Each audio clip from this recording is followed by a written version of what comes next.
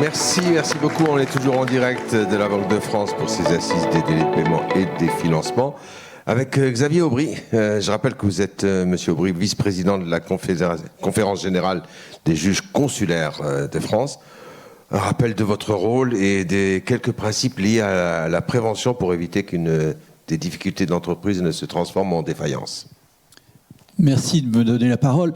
Effectivement, voilà, la Conférence générale des tribunaux de commerce rassemble les 134 tribunaux de commerce existants en France et elle essaye effectivement de fédérer ces tribunaux et de faire passer un certain nombre de messages. Et c'est ce que je fais un peu ce matin, en vous indiquant d'abord qu'il y a une mauvaise image des tribunaux de commerce. Il y a une mauvaise image, pourquoi ?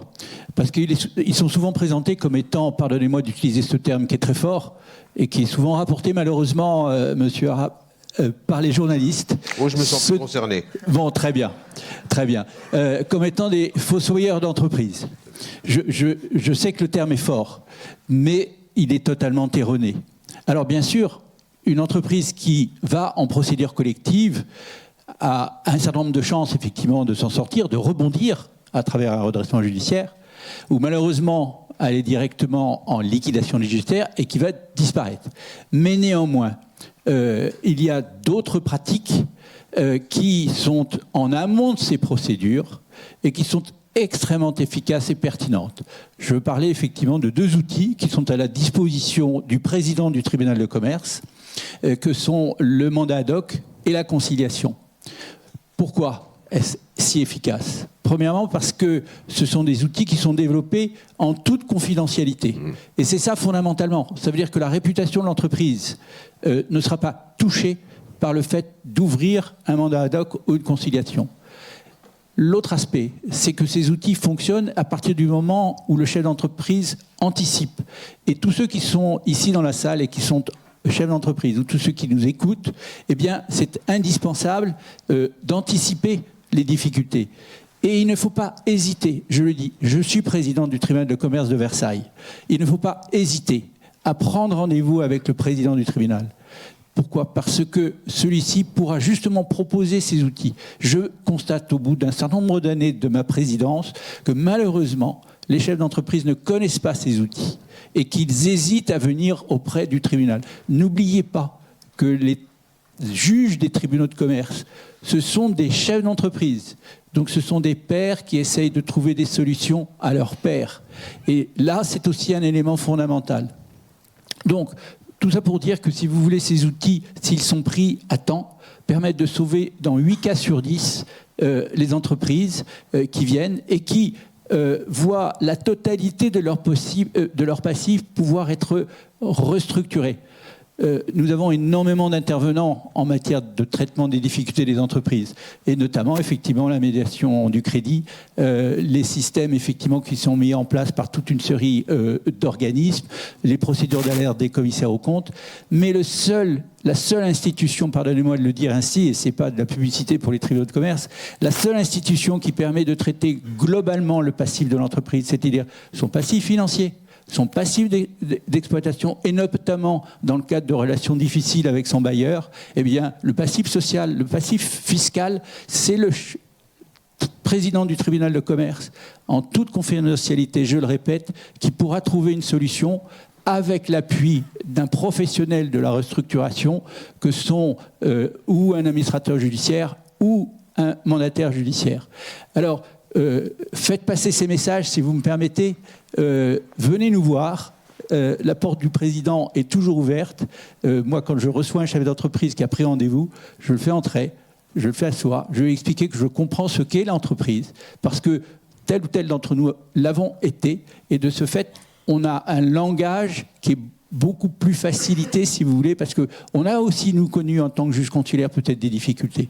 Donc il ne faut pas hésiter à forcer, si je puis dire, la porte du tribunal, et vous serez toujours, enfin je parle aux chefs d'entreprise, vous serez toujours très bien accueillis.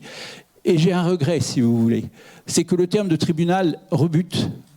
Or, dans cette activité de prévention, lorsque effectivement le chef d'entreprise vient nous voir, il n'est pas jugé, il ne va pas être condamné, il va être sauvé. Et donc pour moi, c'est un point très important. Si on changeait notre nom de tribunal, on passait à Maison des entreprises, je dis juste ça, ce serait peut-être une bonne solution. Je ne peux que vous encourager à prendre rendez-vous et expliquer vos difficultés. Ça ne marchera peut-être pas toujours. Et si vous anticipez, eh bien, on sauverait encore plus d'entreprises. Certes, il n'y a que 6000 conciliations par an, c'est évident, mais parfois, ça sauve plus d'emplois que la procédure collective. C'est ça qu'il ne faut pas oublier. Et sans que l'image de l'entreprise ne soit handicapée, ne soit, disons, marquée par le fait que quand il y a une procédure collective, effectivement, c'est inscrit sur le cabis. Voilà ce que je pouvais dire. Juste encore un mot, parce que c'est vrai qu'en vous écoutant lors de la préparation, j'ai découvert qu'en fait, les procédures sont assez performantes. On trouve assez régulièrement des accords quand même. Ah, exactement. On trouve des accords, notamment effectivement dans le cadre de la restructuration des PGE, dans le cadre de la restructuration des crédits bancaires, mais aussi des accords pour traiter une dette importante du bailleur. Alors, juste une petite pique là aussi, c'est que ces bailleurs, et notamment lorsqu'il s'agit de grandes entreprises cotées, ont toujours refusé de négocier, la plupart du temps, effectivement, une solution pour essayer de pouvoir étaler la dette de location. Par ailleurs, se trouver dans la capacité, notamment dans les centres commerciaux, qui pâtissent un petit peu de la crise actuelle, eh bien, vont refuser de trouver un accord. Et donc, effectivement, dans certains cas, on n'a pas de sortie positive, mais globalement, encore une fois, comme je le disais, c'est quand même une grande réussite et souvent méconnue par les chefs d'entreprise. Donc, n'hésitez pas. Et vous avez pu le faire aujourd'hui. Juste un dernier mot, vous m'avez parlé, lors de notre préparation, de chèque prévention Île-de-France, c'est quoi ?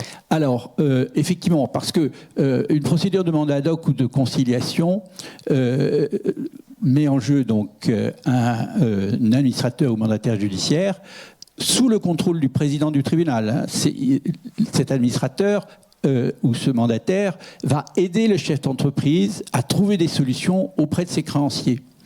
Et il est rémunéré. Et cette rémunération peut rebuter parfois effectivement les petites entreprises ou les très petites entreprises. Et l'Île-de-France, la région Île-de-France a mis en place un processus qui, j'espère, va perdurer depuis le début de l'année 2023, qui me paraît très intéressant, qui est effectivement ce chèque prévention.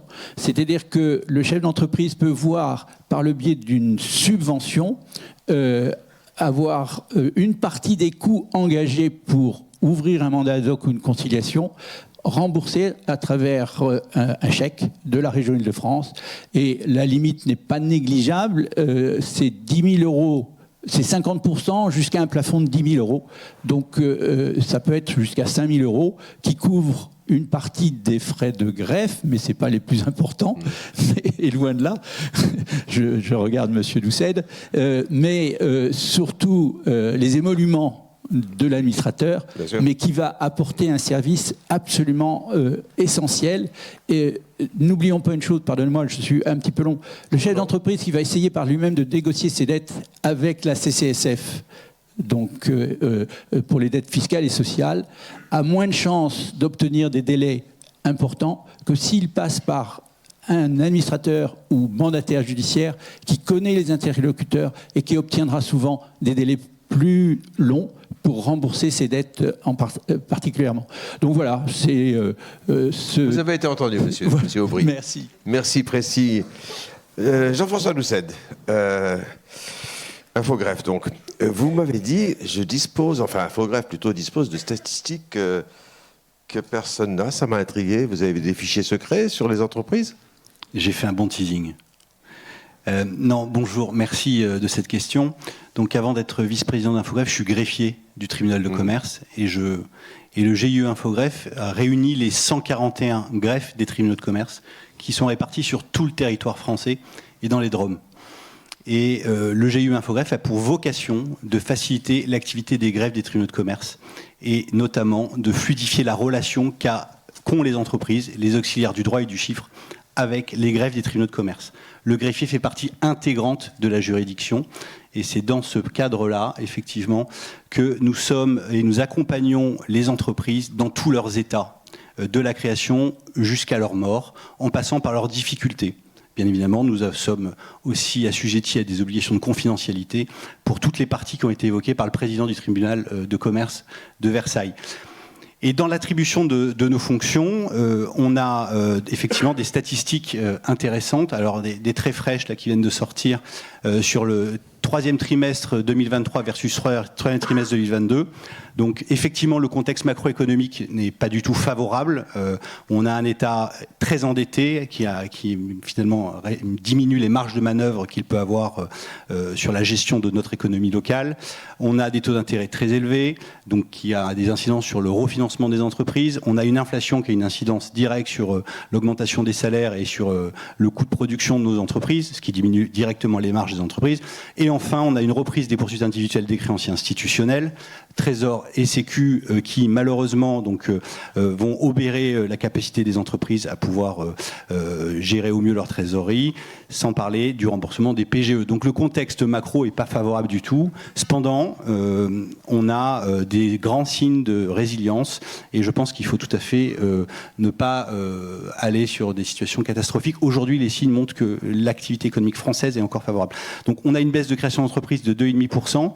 Alors malgré tout, on a une hausse des micro-entrepreneurs de 10%. Donc il faut regarder les choses très objectivement. Les micro-entrepreneurs, c'est les Uber souvent. Hein. Donc c'est pas les gens qui créent beaucoup de richesses et d'emplois de façon globale. Donc la création d'entreprises du registre du commerce, c'est 80% des agents économiques français. Donc on est quand même dans une situation effectivement de ralentissement qui est important, notamment sur toute l'activité immobilière, où là on a des fortes baisses de création de sociétés civiles qui impactent toute l'activité du bâtiment et toute la filière. Bien sûr, la cause étant les taux d'intérêt élevés. On a une augmentation sur ce troisième trimestre de 22% des procédures collectives, mais là il ne faut pas du tout aller dans le catastrophisme, puisque monsieur le médiateur du crédit, vous disiez que le stock avait énormément monté. Vous allez le voir, on a quand même un stock d'entreprises qui a énormément monté depuis 10 ans avec la libération de l'accès à la création d'entreprises. Et donc on a une défaillance d'entreprise, mais quand on la rapporte au stock global, objectivement, on tient complètement la route. On est loin des niveaux de procédures collectives de 2019. Hein, on n'y est pas encore. On a près de 40 000 ou 50 000 procédures collectives en moins sur les 2 dernières années. Donc c'est normal qu'on ait un rattrapage qui se fasse, mais vraiment ne se pas au catastrophisme. Et enfin, le nombre d'entreprises en radiation. Les entreprises ont énormément anticipé la fermeture avec le Covid, et donc elles ont fermé très en amont des années précédentes, les entreprises. Donc on a une baisse de création d'entreprises. Voilà. Un point local en 2 secondes. L'Île-de-France et le nord de la France résistent mieux sur le troisième trimestre de cette année par rapport à l'année dernière. La Corse est dans une situation en revanche très différente. On a une augmentation de 85% des procédures collectives par rapport à l'année précédente. Je passe. Création d'entreprises, donc vous voyez, on a eu des pics. On est à 468 000 créations d'entreprises, donc on est en baisse par rapport à 2022 et encore en baisse par rapport à 2021. On avait battu tous les records sur la partie RCS. Mais en revanche, on est encore au-dessus de 2019, donc objectivement, on met du charbon dans l'économie française, on a des agents économiques qui continuent à mettre de l'argent dans le tissu. Les radiations sont en baisse, donc c'est les chiffres jusqu'à octobre. Hein. Bon, après, augmentation de capital, c'est pas forcément intéressant, même si ça constitue quand même des intérêts des investisseurs sur les entreprises, etc. Mais on a un ralentissement des augmentations de création d'entreprises, d'augmentation de capital, pardon. Les procédures collectives, donc on est à 52 000 au mois d'octobre sur la partie RCS France. C'est-à-dire qu'en France, on a une situation dérogatoire. En Alsace et en partie de la Lorraine, c'est pas les tribunaux de commerce qui gèrent ça. Mais c'est le Concordat. Voilà, c'est exactement. Donc c'est les tribunaux judiciaires. Donc on n'a pas ces stats-là. Donc je peux pas vous donner ce point précis. On a une augmentation des liquidations judiciaires simplifiées, donc qui montre que les très petites entreprises, effectivement, qui sont pas robustes, lâchent l'affaire, pour parler simplement. Nombre de dépôts des comptes. Alors ça, c'est un point de vigilance très important sur les dépôts des comptes. On a une baisse substantielle des dépôts des comptes cette année. Pourquoi ? Il y a une raison, effectivement, qui est liée finalement à la situation économique qui laisse penser aux entrepreneurs qui peuvent peut-être être plus négligents. Les greffes des tribunaux de commerce et les présidents étaient très magnanimes sur les obligations de relance, etc. Parce qu'il y a eu le Covid avant, donc on n'a pas voulu heurter les entreprises sur les relances. Et donc les entreprises ont pris peut-être de mauvaises habitudes sur les dépôts des comptes. Et enfin, on a le guichet unique. Vous me poserez la question après, mais le guichet unique est un vrai obstacle aujourd'hui à des formalismes d'entreprise, et notamment le dépôt des comptes électroniques ne peut se faire que par le guichet unique et pas par infogreffe. Et malheureusement, on a des dépôts papier qui sont aujourd'hui en dehors des process des gens qui ont complètement intégré les nouvelles technologies dans leurs usages. Donc c'est un vrai problème. dans la crédibilité, dans l'analyse de la donnée, dans la restitution qu'on peut renvoyer. Voilà. Donc ça, c'est un point important. Les résultats nets sur 2022 sont pas mauvais par rapport aux années précédentes, même s'ils baissent. Et les fonds propres négatifs, on a 162 000 entreprises qui ont des fonds propres négatifs. J'accélère. Là, c'est des données importantes que vous n'avez pas forcément. C'est la reprise des poursuites individuelles des créanciers institutionnels Trésor Sécu. Vous voyez, il y a quasiment rien eu en 2021 et 2022. Et là, on a repris, il y a 15 000 inscriptions des organismes de sécurité sociale à assimiler pour qu'ils gardent leur rang de créanciers privilégiés. Et le Trésor, en revanche, a toujours bien fonctionné, a toujours inscrit depuis la période Covid. Alors, il y a une énorme baisse en 2019, mais là, en fait, il y a eu un rehaussement des seuils d'inscription de Trésor. On est passé à 200 000 € l'inscription de Trésor, ce qui n'est pas forcément bon pour l'analyse de la donnée et l'appréhension des risques, puisque toutes ces données, après, sont exploitées pour anticiper. Des données encore, Rachid, intéressantes sur les injonctions de payer. Alors les injonctions de payer, donc c'est la résultante du défaut de paiement, enfin des lenteurs de paiement où finalement il y a dans les délais de paiement parfois on va jusqu'au judiciaire pour gagner encore du temps. Donc ça c'est vraiment des pratiques qui sont tout à fait dilatoires et on peut l'analyser de cette sorte, mais c'est aussi la reprise des poursuites individuelles, notamment des créanciers qui n'ont pas la contrainte. Je parle des organismes de sécurité sociale assimilés qui n'ont pas cette contrainte, qui doivent passer par le tribunal pour obtenir un titre exécutoire. Et là, on est à passer à 145 000 injonctions de payer contre 60 000 sur la période 2019. Et donc là, il n'y a pas de différentiel énorme en 2020, 2021, 2022. Donc là, il y a vraiment une poussée des retards de paiement ou des impayés. Et là, on a une vraie manifestation des difficultés qu'ont les entreprises. De la même manière, les affaires au fond en référé, puisque le tribunal de commerce a une compétence d'attribution sur tout l'impayé commercial, on a une forte augmentation des affaires au fond et des affaires en référé de la même manière, ce qui démontre bien effectivement une période de tension qu'ont les entreprises actuellement. En procédure collective, donc on a des actes introduits d'instance. Aujourd'hui, tous les créanciers institutionnels n'ont pas repris leur procédure d'assignation devant les tribunaux de commerce. C'est en phase. Là, à Bobigny, j'ai été cette semaine avec mes collaborateurs. On a des paquets d'assignations URSSAF qui arrivent, qui ne sont pas rentrés. Et donc, le dernier trimestre, je risque d'être compliqué en termes d'actes introductifs d'instance. Dossier prévention-détection.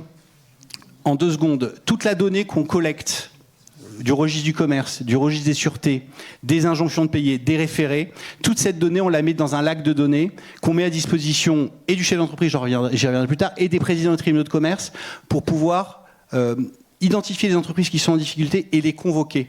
Alors convoquer, c'est peut-être pas forcément un mot hyper sympa, mais c'est le terme juridique. Et les entrepreneurs qui sont convoqués par le président sont convoqués sur des critères qu'il définit lui-même. En fait, on a des signaux faibles. Donc vous voyez, on a 433 000 entreprises qui sont en signaux faibles dans les systèmes d'information des greffes des tribunaux de commerce pilotés par les juges et les greffiers. Ça veut dire quoi? Ça veut dire que les juges disent aux greffiers, moi, quand j'ai une entreprise qui a des fonds propres négatifs avec 3 injonctions de payer, je considère que cette entreprise, elle est éligible, elle est détectable. Après, dans l'analyse plus affinée de la lecture des bilans, etc., le président convoque ou nous demande de convoquer ou de ne pas convoquer. Jean-François, je vous interromps parce que je suis conscient de mes limites dans les compétences et je sais qu'il y a une question de Jérôme sur le RNE. Voilà, une question. J'ai bien envie sur le RNE de saisir les médiateurs parce que là, on est vraiment dans une situation extrêmement compliquée. Je dois dire que les entreprises elles-mêmes ne comprennent plus grand-chose. Moi, souvent, on me pose des questions. Où est-ce qu'on va? On va sur le guichet unique, on va à Infogreffe, on va, etc. Est-ce qu'il va y avoir un moment ou un autre, un point précis pour dire, voilà, quand est-ce que ça marche correctement? Moi, je ne suis pas médiateur. Hein. Alors, moi, je suis usager. C'est-à-dire que... alors, votre question... en fait, le guichet unique et le registre national des entreprises a été institué par la loi Pacte et a été mis en œuvre au mois de juillet 2021. Okay, donc 2021 coexistait le guichet unique, l'interface électronique de déclaration d'entreprise, qui correspond à une idée hyper louable, c'est-à-dire vouloir simplifier la vie de l'entrepreneur. Sûr. On avait 6 CFE, on ne savait pas forcément à quel sein se vouer, donc on a supprimé ces 6 CFE et on a une interface unique de déclaration d'entreprise. Sauf que le registre du commerce que nous gérons par le biais d'Infogreffe, représente 80% des agents économiques. Et donc, dans la prise de décision qui a été faite, il a été dit, le guichet unique, c'est rien que le guichet unique, tout le guichet unique. 1er janvier, donc nous avons fermé Infogreffe à la demande du ministère de l'économie. 1er janvier, on va dire, patatras, et c'est pas moi qui le dis, c'est le ministre qui le dit, lors du congrès des experts comptables au mois de septembre à Montpellier, qui a dit que c'était un calvaire pour les entrepreneurs. C'est pas moi qui le dis, c'est le ministre. Et donc, on a réouvert Infogreffe au mois de février pour soutenir l'écosystème entrepreneurial français, parce que le registre du commerce, c'est un instrument de publicité légale et de sécurité juridique et d'opposabilité à l'égard des tiers. Vous qui avez toutes des relations commerciales avec des partenaires, dites-moi qui vous êtes, je vous dirai ce que je vais faire. Et aujourd'hui, ça a été un élément qui a été très perturbateur pour la confiance dans les échanges. Donc on a réouvert Infogreffe, on a des statistiques qui montrent que le guichet unique fonctionne assez bien pour les immatriculations d'entreprises, même si on a une baisse qui est substantielle. Alors ce qui est un effet conjoncturel avec cet obstacle administratif qui a pu être perçu en tant que tel pendant un certain temps, ou est-ce que ce n'est que la situation, on va dire, conjoncturelle qui fait cette situation? Pour les modifications et les radiations, nous devons fermer le 31 décembre, conformément à nos engagements et aux souhaits du ministère de l'économie. Vous le savez, nous sommes au service des entreprises et nous les accompagnons. Nous sommes 141 points de contact. Nous recevons de 8h30 à 17h les entrepreneurs dans tous leurs états. Et c'est vrai qu'aujourd'hui, les entrepreneurs sont assez perdus. Ils ont besoin d'avoir une relation aussi digitale, un lien de proximité et à la fois de l'électronique. Et on éloigne l'entrepreneur par ce processus-là, finalement, d'institutions qui fonctionnent et qui sont la représentation de notre République et de notre équipe. Mon propos n'était pas de critiquer, encore une fois, mais surtout de dire qu'il serait temps aujourd'hui de faire un point précis de ce qui fonctionne, de ce qui ne fonctionne pas, et vers quoi on va aller pour que ça marche. Parce qu'en fait, c'est ça le vrai... On a des syndicats professionnels qui sont tous montés au créneau pour interpeller notre gouvernement sur ce sujet. C'est un sujet de sécurité juridique et d'attractivité d'une nation, puisque on va dire que Doing Business classe les États sur leur capacité à pouvoir attirer des investissements directs. Effectivement, nous étions les premiers de la classe jusqu'à l'année dernière. Lorsque Doing Business fera son classement, je ne sais pas où on en sera. Mais en tout cas, nous sommes au service de l'économie. L'article 3, qui est la saisine directe du registre du commerce, existait jusqu'au 1er janvier. Elle a été remise en œuvre par le gouvernement parce que ça fonctionnait bien de façon provisoire. Mais alors, est-ce qu'il ne faut pas maintenir cette situation provisoire pour permettre aux entrepreneurs de se connecter à un registre de publicité légale opposable et qui est créateur de droits et d'obligations pour les entreprises? Merci Jean-François, merci messieurs. On va passer à la prochaine table ronde dans quelques instants et je vais libérer nos invités. Vous en avez pris l'habitude depuis ce matin, passage par le studio pour écouter François Miroir de la COFAS, que je salue, qui protège les entreprises d'éventuels impayés par son offre d'assurance crédit. Jean-François, c'est à vous. François.